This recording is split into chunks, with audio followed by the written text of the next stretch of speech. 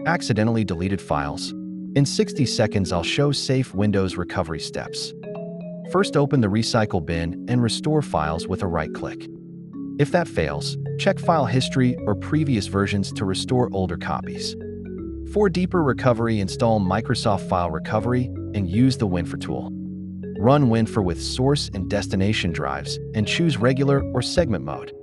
Or use Recover, preview results, and recover to a different drive.